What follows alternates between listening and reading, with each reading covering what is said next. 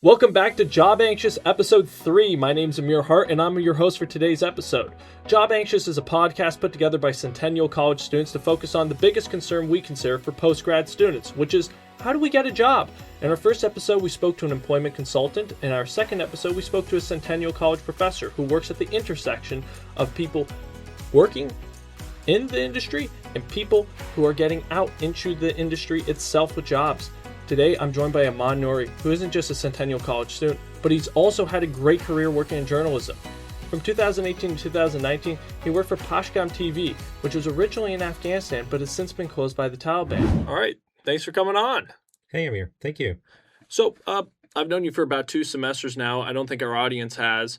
Are you able to give a little bit of a background about yourself? Sure. I came in May 2022 in Canada. Before that, I was news anchor and host of the political programs and different news channels in Afghanistan. And before that, I started, studying the journalism in an institute. And it has a long story, but I'm going to make it short. I just get my championship in a debate, which was a competition among the different schools in Afghanistan, and I get my championship from that. And as a gift from Ministry of Education of Afghanistan, for 1 year I get my a free application for studying journalism in an institute. The moment and at the same time of studying my journalism in that institute, I work with different news channels. So Pashgam TV and Afghanistan Youth TV was one of these, the examples. And my focus on that area and on that TV was, working with news channel and being host of political programs, such as, handling the presidential election debate among the presidential nominates.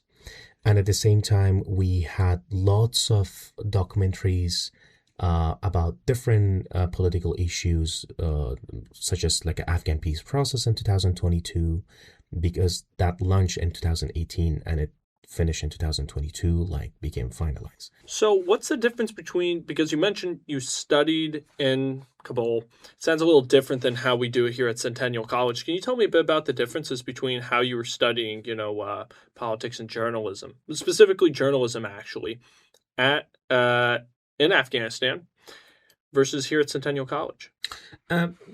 The main difference between the education in Afghanistan in terms of the journalism in Canada is having access with lots of the facilities, right? In Canada, you have access with to lots of facilities, but in Afghanistan, no. People there still they're dealing with having part-time electricity. It's like a basic necessities. I had deal with journalism in a country like Afghanistan that was no electricity. Electricity was supporting by a generator that somebody has to just take and hold it with themselves. But in Canada, the standard of the journalism is completely different. Here it's more modernized. Here is more wide, more open. There is no more threat. If you ask any question from me or any person that maybe they don't feel comfortable, they don't like it, right? I don't think in Afghanistan nobody had that much comfortability to handle that job, because they never knew that, do we have any job security? Do we have any something that we have to trust it for a long time to handle this job for a long time? Well, how did it feel being a journalist in Afghanistan? I mean, the situation must have been brutal. I can say Afghanistan for 7 years back to back, they get this first stage for the worst country for journalists around the world. Can you kind of walk me through the differences in being a student in Afghanistan versus in Canada studying at Centennial College? And also, what is the difference being a journalist in Afghanistan versus here in Canada? In some cases, there's a lot of difference, but in some cases, there is no difference, which means way is like one way, right? The blueprint is the same blueprint, but the way that you want to just proceed and succeed to that mission is, in Afghanistan, is really tough. Security, there's no job security. Personal security, no, there's no personal security. In last 20 years in times of the Republic, I saw everything by my eyes. I lost like a more than like a 10 people, like a 10 people of my colleagues, right? Boy. From different news channels.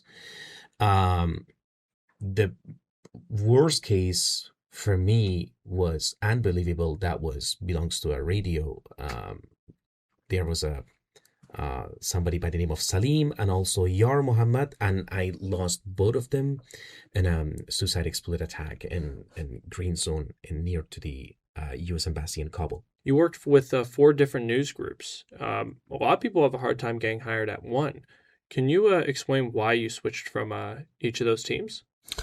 When you cannot learn something more from an organization, you need to change to learn something new in a new organization, right? So one of the reasons that I just like a change from one TV news channel to the other different news channel, and after working at like a 1 year, I have to just like a go in the other news channel. So it's one of the reasons is this: I wanted to just like learn and update or improve my skills and also improve myself. The second reason that I change my organization like in a year from 1 year to 2 years, between 1 year 2 years, once a time, was finding a good payment or salary, right? Because the way that, as much as that I'm working like a hard, I expect the appreciation, right? The organization has to show their appreciation. I read that only 47% of refugees that come to Canada get employed in their first year. Why do you think that is? You leave and you deal with a city or in a city that near to the 3 million people they are living in a Toronto city, right? Job market is so tight, but at the same time, it's so competitive. At the same time, you have to update year by year your skills. On the other hand, you have to improve your connection and link with the different people. Which means you have to keep this in your mind that one day you will need these people as an address or as a reference, that they have to reference you to qualify that job. I know it's annoying, but it's reality. It's the truth that having the skill is not the whole chapter. It's not the end. It's not the dot. It's not a period. Sorry to interrupt, but I want to just say something. If you're loving this episode, I wanted to tell you guys about the other podcasts that are being put out by Centennial College students. They can be found on the Toronto Observer's YouTube, Spotify, and other social medias. So be sure to keep an eye out for them and make sure to watch. I've seen many of them myself, and they're fantastic.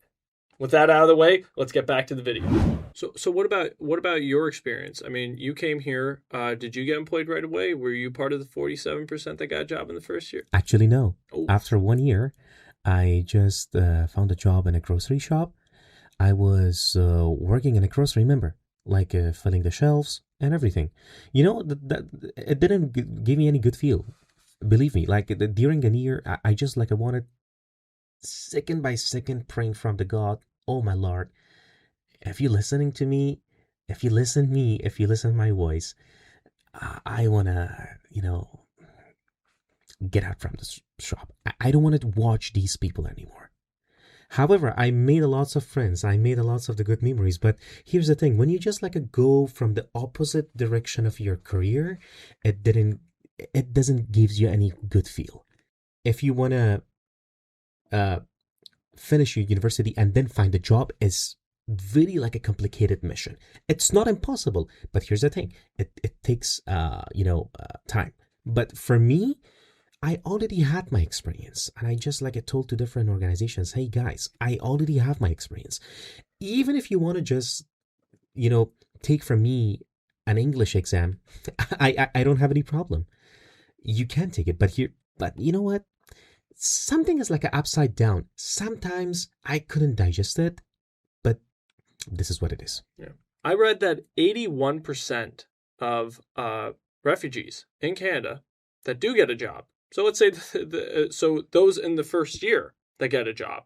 So of that 47%, 81% aren't making more than $30,000 a year, despite many of them being very, very qualified. Why do you think that is? There is a difference in requirement, and there is a difference in the the level of the study and the level of the eligibility that they are expecting. For example, large number of the immigrants that they came in Canada, they're under the bachelor degree, which means when they are coming to Canada, they get so disappointed. They're just like giving up in the first times of their coming, and after that they're just stopping after getting some diploma or some certificate from any college, and that's it. After completing the university and after completing the whole academic, completing the whole academic part, finding the job in Canada is so easily. All I'm saying is they have to just update their standards. If they want to just expect more money or more like a life quality, expects like a more upgraded level, which I can say that I don't see these upgrading of levels among the new immigrants. I can say this is one of the reasons. But what about for people who are overqualified? I mean, you were overqualified. You didn't get a job in journalism right away. Fortunately, you do now. Mm-hmm. So you're putting those skills, what you've learned, those resources to work. But a lot of people haven't gotten a chance to get back into the industry. They know best. I'm not going to ignore that part, Amir. But about the overqualified, there is some criticism, or they can criticize that system, which is they already have their experience from the back home, right? But they are not going to accepting. They're just keep emphasizing about something that it's about the Canadian experience. Still, I couldn't understand what is the meaning of the Canadian experience, because most of the new immigrants or newcomers, they know about anything that they're still learning in different institutes or in different universities in Canada. They know everything. Here's the thing. They cannot understand and they cannot say their points because of the language barrier. That's why the Canadian, they have concern that, this person is not sure. And we are not sure that, is it the right person that we have to hire them or not? So a lot of people studying, they're, going out, graduating and whatnot. Being somebody who actually works in the field, what do you think a lot of students underestimate that employers are looking for? And how important is an online presence, such as having a portfolio and whatnot?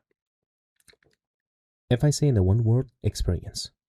Having experience is the main part for making the portfolio, that even in the search engine, even in your career, even in your background, even in making the portfolio, as much as not about the quantity, about the quality as well. If you focus about making some programs that it has to be so knowledgeable for the people, it's going to be so good for making the portfolio. What is a piece of advice you wish that somebody had told you sooner?